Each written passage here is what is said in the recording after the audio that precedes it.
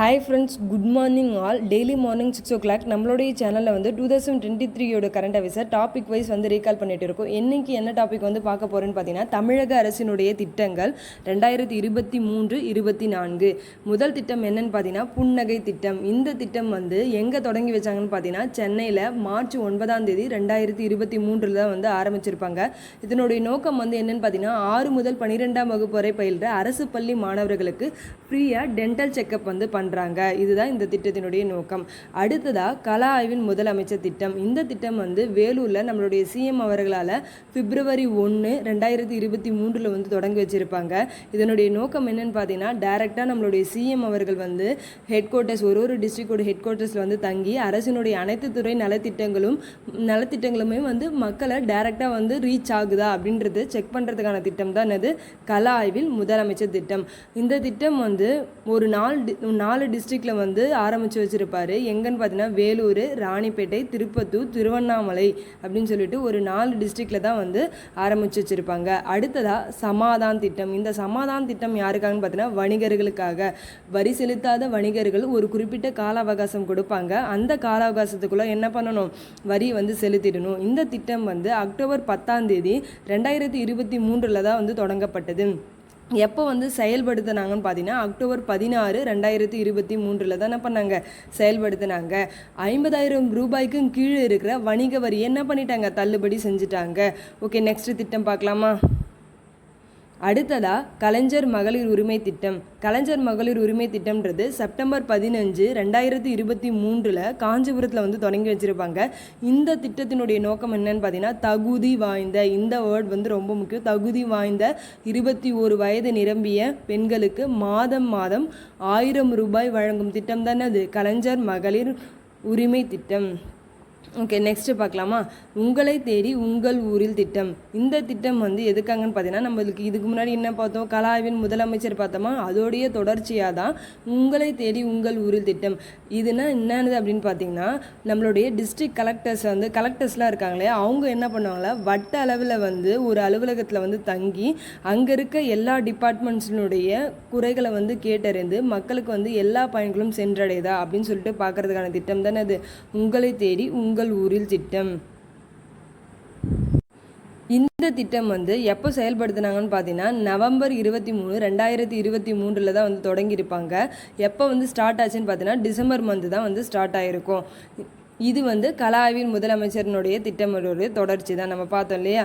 Okay, அடுத்ததாக வந்து தமிழ்நாடு முதல்வரின் திறனறி தேர்வு திட்டம். இந்த திறனறி தேர்வு திட்டம்ன்றது ஒரு டேலண்ட் எக்ஸாம் மாதிரி 10th படிக்கிற ஸ்டூடெண்ட்ஸுக்குலாம் வந்து டேலண்ட் எக்ஸாம் வச்சு அதில் பாஸ் பண்ணுற ஸ்டூடெண்ட்ஸுக்கு 10th 12th படிக்கிற வரைக்கும் மாதம் 1000 ரூபாவும், 12th முடித்து டிகிரி படிக்கும்போது வருஷத்துக்கு 12,000 ரூபாவும் ப்ளஸ் ஐஐடியில் ஃப்ரீ ட்ரைனிங்கும் வந்து கொடுப்பாங்க. இந்த திட்டம் வந்து எப்போ தொடங்கப்பட்டதுன்னு பார்த்தீங்கன்னா ஏப்ரல் 6, 2023 ஏப்ரல் 6ஆம் தேதி தான் இந்த திட்டம் வந்து தொடங்கப்பட்டது. இது என்ன திட்டம், 10ஆம் வகுப்பு மாணவர்களுக்கு எக்ஸாம் வைப்பாங்க. மாதம் 1000 ரூபாய் 12th முடிக்கிற இருக்கும். 12th முடிச்சிட்டோன்னே டிகிரி படிக்கும்போது ஆண்டுக்கு 12,000 ரூபாய் ஐஐடியில் ஃப்ரீ ட்ரைனிங்.